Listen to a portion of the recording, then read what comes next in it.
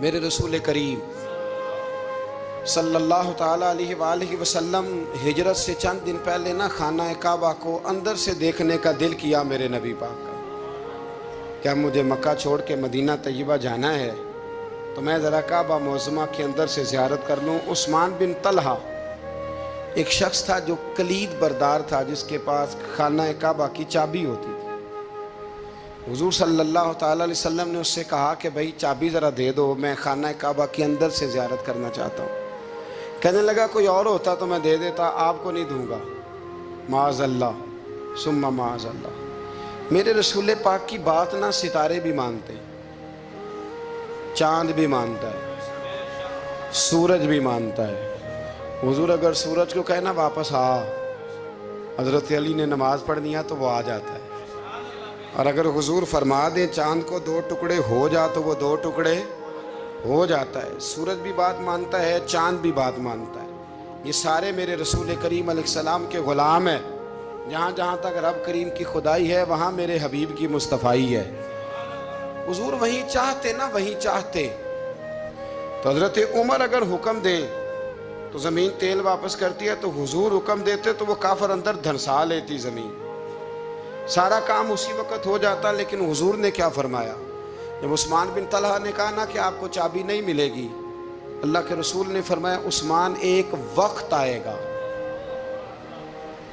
جب یہ چابی تجھ سے میں لوں گا، اور جس کو میرا دل کرے گا میں اسے دوں گا. ایک وقت آئے گا کہ یہ میں تجھ سے لوں گا، اور پھر جس کو میرا دل چاہے گا میں اس کو وہ چابی دوں گا. میرے نبی کریم رؤوف الرحیم سید عالم صلی اللہ علیہ وسلم نے وقت دیا. کتنا وقت لگا؟ 2 دن، 4 دن، 5 دن، 10 سال لگ گئے. حضور نے مکہ کو فتح کیا، حضور تشریف لائے. وہی چابی عثمان بن طلحہ کے پاس تھی. محبوب کریم نے بت توڑنے تھے، کعبہ کو ان سے پاک کرنا تھا. فرمایا لاؤ نا چابی کدھر ہے؟ عثمان کہتے ہیں حضور نے تو بات نہیں جتلائی، پر مجھے وہ لفظ یاد تھے کہ عثمان ایک وقت آئے گا. ایک سمجھیے گا بات کو، ایک وقت آئے گا جب چابی میں لوں گا، اور پھر جس کو میرا دل کرے گا میں اسے. پھر وقت آ گیا، پھر حضور نے چابی لے لی، پھر نبی پاک نے بت توڑے.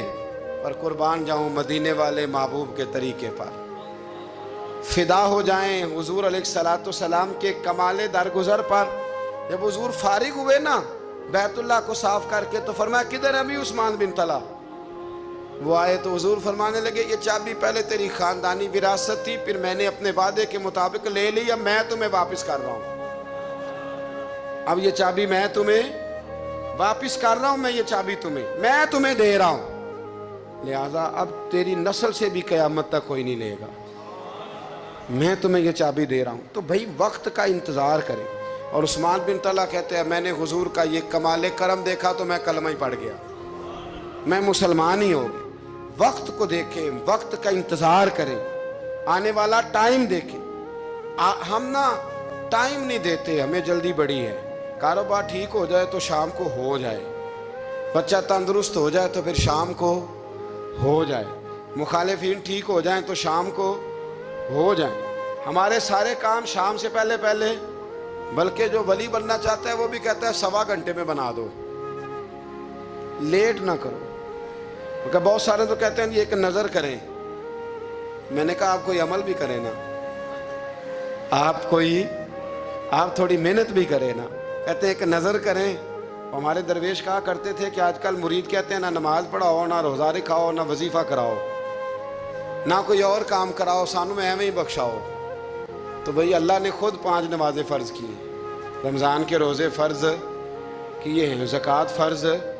تو جب اللہ نے ذمہ داریاں لگائی ہیں تو پھر کون ہے جو بغیر ذمہ داریوں کے آگے جائے؟ اگر آپ نے آگے بڑھنا ہے تو پھر ذرا آپ میں کے مزاج میں ٹھہراؤ ہونا چاہیے، پھر ذرا تھوڑا سا سکون ہونا چاہیے. میرے رسول کریم علیہ السلام کی خدمت میں ایک شخص نے عرض کیا تھا یا رسول اللہ صلی اللہ تعالی وسلم مجھے کوئی ایسی نصیحت کر دے کہ پھر مجھے کسی اور سے پوچھنے کی ضرورت نہ رہے. تو حضور نے ایک ہی جملہ کہا، فرمایا جب تو نے کہا نا کہ اللہ میرا رب ہے، پھر ڈٹ جا،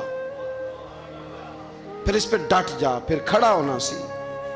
جب آپ میں استقامت ہوتی ہے، صبر ہوتا ہے. دیکھیں حالات جب بگڑے تو انہیں صحیح ہونے میں ٹائم لگتا ہے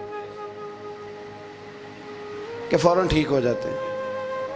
آپ بیمار ہو گئے، تکلیف ہوئی، کوئی آپ کو بیماری لگ گئی، آپ ڈاکٹر صاحب کے پاس گئے، انہوں نے آپ کو دیکھا، ٹریٹمنٹ کی، پھر دوائیاں لکھیں، پھر انہوں نے آپ کو کہا کہ آپ کو 1 ہفتہ یا 1.5 ہفتہ دوائی کھانی ہے. یہ ایک شربت کی شیشی ہے، یہ ایک بوتل ہے، یہ ایک سیرپ ہے، 1 چمچ صبح 1 شام، اور پورا ہفتہ آپ نے استعمال کرنا ہے. اب آپ تو کہہ رہے تھے کہ میں نے ابھی ٹھیک ہونا ہے گھنٹے کے بعد، تو سارا نہ پی لوں،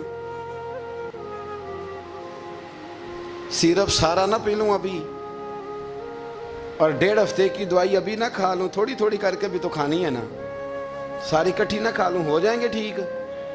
کیا خیال ہے آپ کا؟ نہیں ہوں گے. کیوں؟ اس لیے کہ جس ترتیب سے ڈاکٹر نے آپ کو بتلایا ہے، آپ کا وجود اسی ترتیب سے اسے قبول کرے گا.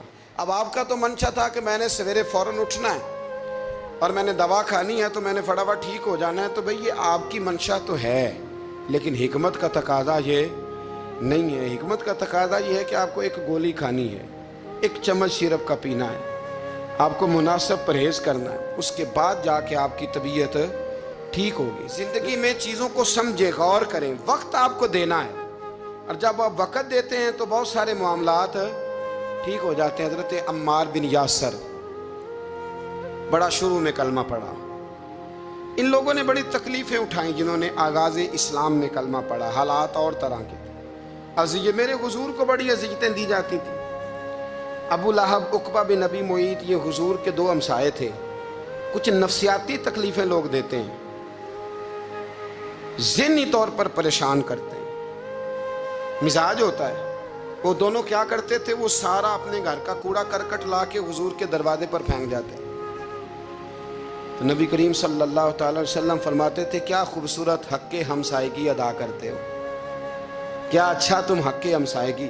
اور دونوں طرف کے ہمسائے تکلیف دیتے، اذیت دیتے، حضور کو پریشان کرتے. حضرت عبداللہ ابن مبارک رحمۃ اللہ علیہ کا ہمسایہ بھی اسی طرح کرتا تھا. وہ اپنے گھر کا سارا گند کچرا اٹھا کے آپ کے گھر میں پھینک دیتا. 1 دن بھی پھینکا، 2 دن بھی پھینکا، 3 دن بھی پھینکا، 4 دن بھی پھینکا، 5 دن بھی پھینکا، مہینوں بیت گئے، مہینوں بیت گئے. ایک دن کہنے لگا میں روز کچرا پھینکتا ہوں. خود ہی کہنے لگا آپ کو تکلیف نہیں ہوتی؟ آپ فرمانے لگے میں نے 1 برتن رکھ دیا ہے، 1 جھاڑو رکھ دیا ہے، جب تو کچرا پھینکتا ہے تو میں اٹھا کے باہر پھینک آتا ہوں. اب تو بند نہ کرنا، اس لیے کہ مجھے عادت ہو گئی ہے.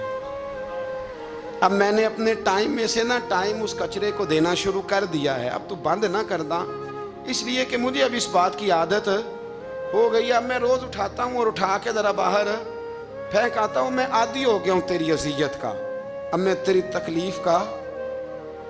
آپ میں سے بہت سارے لوگ شہروں کے رہنے والے ہیں. ہمارے دیہاتوں میں یہ ہوتا تھا کہ کسی بوڑھے بابے کو نا بچے چھیڑتے تھے، کبھی کبھی غلط کرتے تھے، ایسا کرنا نہیں چاہیے، لیکن بزرگ کو چھیڑتے تھے، تنگ کرتے تھے. کبھی وہ بچے نہ چھیڑتے تھے تو بزرگ خود کہتے تھے کہاں مر گئے آج سارے. اصل میں وہ پیار ہوتا تھا، وہ پیار لگ جاتا تھا، بتاتے نہیں تھے، لیکن علاقے کے بچوں کے ساتھ نا وہ غصہ ہوتا تھا، وہ چھیڑتے تھے. لیکن نا کئی دفعہ کوئی بندہ دشمنی کرتا ہے تو بندے کو اللہ کے قریب کر دیتا ہے، سجدے کا ذوق بڑھ جاتا ہے، عبادت کا مزاج بڑھ جاتا ہے، انسان کی طبیعت کے اندر خاص قرب آتا ہے.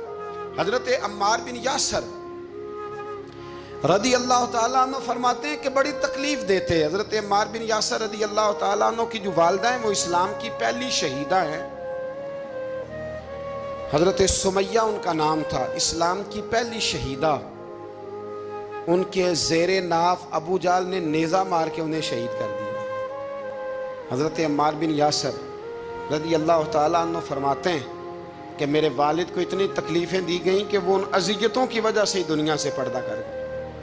حضرت عمار بن یاسر کو خود کافر اتنا مارتے تھے کہ وہ اپنے حواس کھو بیٹھتے تھے اور ایسی باتیں کرتے تھے کہ سمجھ نہیں آتی تھی کہ یہ عمار بن یاسر بول رہے ہیں. اتنی سخت اذیت دیتے، اتنی سخت. دکھ قبول محمد بخشا، راضی رہن پیارے. دکھ قبول محمد بخشا، بس راضی رہن. اتنی تکلیف دیتے کہ حضرت عمار بن یاسر حواس کھو بیٹھتے، تکلیف میں آتے. بڑا سہا، بڑا برداشت کیا. ایک دن میرے رسول پاک تشریف لائے اور حضور نے کہا او آل یاسر میں تمہیں مبارک دینے آیا ہوں، رب کریم نے تمہارے لیے جنت میں مکان بنا دیے ہیں۔ حضور نے تمہارے لیے، اللہ نے تمہارے لیے جنت میں مکانات، تمہیں مبارک ہو، تمہاری اذیتیں، تمہاری تکلیفیں، تمہارے درد، تمہاری راتیں کام آ گئیں، مالک نے تمہارے لیے مکانات بنا دیے ہیں، حالات ٹھیک کر دیے ہیں، طبیعتوں میں بہتری آ گئی ہے۔ میرے محبوب کریم رؤوف الرحیم سید عالم نور مجسم شفیع معظم آقا دو عالم صلی اللہ تعالیٰ علیہ وسلم نے انہیں خوشخبری سنا دی۔ حضرت عمار کہتے ہیں پھر حالات بدلے، پھر میں نے جو مجھے اذیتیں دینے والے تھے میں نے انہیں گڑھوں میں گرتے دیکھا۔ آپ فرماتے ہیں ابو جہل کی لاش اٹھانے والا بھی بدر میں کوئی موجود نہ تھا، اور ابو لہب جو مجھے تکلیفیں دیتا تھا وہ مکے کے چوک میں مرا ہوا پڑا تھا، پر کوئی اس کے قریب جانے والا بھی موجود نہ تھا، کوئی نہیں تھا۔ آپ فرماتے ہیں وہ حالات بھی۔ حضرت عمار کا اپنا کیا حال ہوا؟ حضرت خالد بن ولید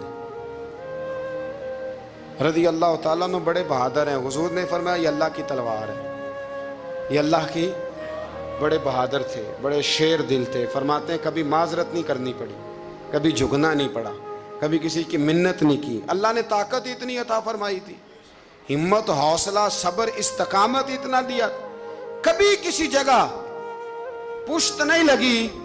لیکن فرماتے ہیں کسی وجہ سے نہ ایک دن میرا عمار بن یاسر کے ساتھ کسی بات پہ اختلاف رائے ہو گیا، جھگڑا ہو گیا۔ توجہ ہے میری بات پر؟ فرماتے ہیں جھگڑا ہو گیا۔ ہمارا پتہ حال کیا ہے؟ ہمارا یہ حال ہوتا ہے کہ ہمارا جھگڑا ہو جائے تو خیر ہے، لیکن اگر پڑوسی کے بچے لڑ پڑے تو ہم کہتے ہیں اس کی روزی پاک نہیں، اس کی تربیت ٹھیک نہیں۔ ہمارا بھائیوں سے رٹا ہو جائے تو معاملہ اور ہے، کسی کا ہو جائے تو معاملہ اور ہے۔ میں بیمار ہو جاؤں تو آزمائش ہے، اور سامنے والا بیمار ہو جائے تو سزا ہے۔ پھر کیا ہے؟ بلکہ پنجابی کہنے نے کیتیاں نو پھڑیا ہے، یہی کہہ دیتے۔ اور میں بیمار ہو جاؤں تو آزمائش آگے جی اللہ کی طرف سے۔ ایسا نہ کرے۔ ہمارا فتویٰ اپنے حق میں اور ہوتا ہے، سامنے والے کے معاملے میں اور ہوتا ہے۔ حضرت عمار بن یاسر کی بات کر رہا تھا۔ جناب عمار بن یاسر رضی اللہ تعالی عنہ، حضرت عمار بن یاسر کہتے ہیں کہ حضرت خالد بن ولید کے ساتھ، جناب خالد بن ولید کہتے ہیں میری ان کے ساتھ نہ کسی بات میں اختلاف رائے ہو گیا، تو میں اب دلیر آدمی تھا، شیر آدمی تھا، کبھی جھکا نہیں تھا، کبھی کوئی معاملہ نہیں ہوا تھا، کبھی کوئی ایسی بات نہیں ہوئی تھی۔ آپ فرماتے ہیں جب رائے کا اختلاف ہو گیا نا، بات ذرا آگے بڑھ گئی تو نبی کریم صلی اللہ علیہ وسلم تک بات پہنچی، تو میرا یہ خیال تھا کہ حضور میری بھی سنیں گے، عمار بن یاسر کی بھی سنیں گے، پھر حضور کوئی فیصلہ کریں گے، پر قربان جاؤں وقت بدل گیا ہے نا۔ اب بہت بڑے چودھری ہیں، بڑے سردار ہیں، بڑے سپہ سالار ہیں حضرت خالد بن ولید، پر وقت بدل گیا۔